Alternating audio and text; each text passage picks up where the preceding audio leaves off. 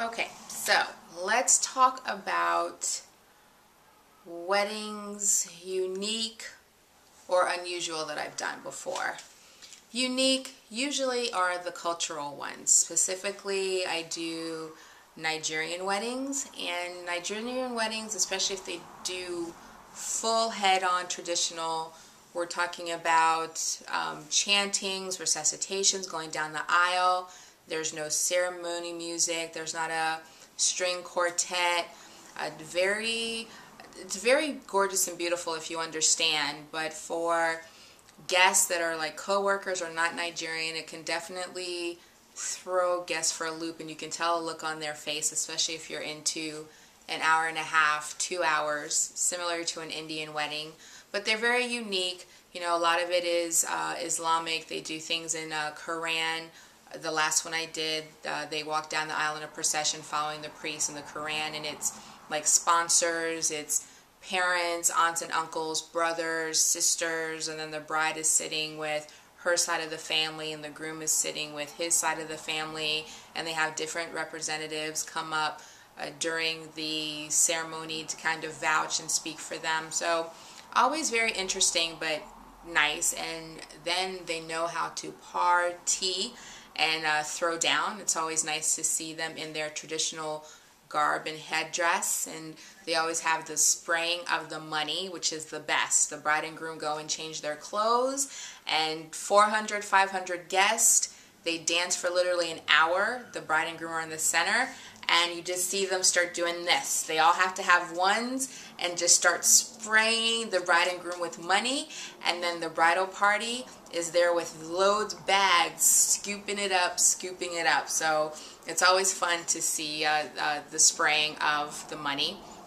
A couple of unusual, I've had some weddings where the bride and groom just wanted to show up. They knew nothing about the wedding, what to do, proper order. They even wanted me to manage their invitations, their RSVPs. It was like, look, we have to have a wedding. I know that's what my parents, my family want. I'm busy. I have a lot of things to take care of. You just do everything, even pick the dress. This is my size, and go with it. So compared to majority of brides that really want to be involved and are excited, and it's something that they've dreamed about since they were 7 years old, I would definitely say that that's a unique characteristic to get. Weddings I'm currently working on have some definite doozies. I have a 600 Uzbekistan wedding coming. The list has been continuously growing. Gorgeous, beautiful couple. Everything's going to be ornate, definitely platinum wedding styles. Over 50 tables. We rented 600 ice chivalry chairs. Everything's going to be white, crystalled, draped in linens, uplighting, go-boos, bananas on the food. An hour and a half cocktail hour, a Viennese hour, a Middle East band that's very popular in their tradition. And Uzbekistan, they don't even believe in RSVPing. Apparently, they just hand out invitations to families, and it's disrespectful if you don't come. So I have no idea what cocktail hour is going to be, if we're doing escort cards, place cards, free-for-all. So we're going to make it happen and do what it do, but that's definitely a doozy coming. I just had a sweet, sweet bride call me 2 days ago who is unexpectedly expecting. So their wedding was supposed to be next year, and now she wants to get married in 3 months from scratch. We have no venue yet, so we're going to need to find a venue, and she wants a Saturday night in June. We're going to make it happen. So everything from scratch. We need a dress that she can still fit in 3 months, a great venue, someplace that's available, and of course she has a budget. So you know that that's definitely going to be a challenge, one of the most popular months, and she has a budget to work with. But she's so sweet, so sincere. She doesn't feel well right now, and she's tired, and she doesn't live here. So that's definitely going to be interesting. Another wedding I have coming is, just like I was saying, Ashley and Andrea, they're getting married in October. Again, she knows nothing. She looks like a tomboy, didn't know anything about the dress, had to help her pick out her wedding dress, bridesmaids dresses. There's going to be a best woman, and you know, she just wants me to set up decor and show up, not worry about anything. Another one is a cute Russian couple that took 2 years to plan their wedding.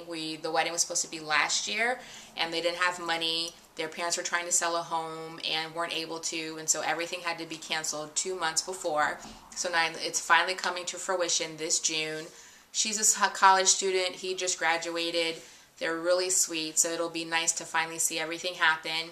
Everything's very minimal, understated. They're not working with a lot of money, but I know they'll be happy to finally walk down the aisle.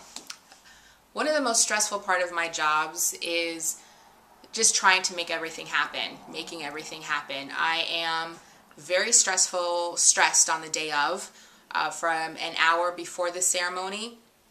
I am at a heightened state. I'm snappy, I'm moody. I just want everything to be perfect. This bride and groom will never get a chance to do it over. You're giving an experience not only to the bride and groom, but also to the guests. They're the hosts, so it has to be perfect. And so I want my bridal party aligned. I want the limo getting there on time. I want the groomsmen to seat guests in the appropriate way, be excellent, ushers. Are the musicians there? Are they cued? How are we going to signal each other to know when to walk down the aisle? I don't want anybody seeing the bride if that was her choice. So I'm definitely at a heightened state, and don't start relaxing until introductions are over at the reception.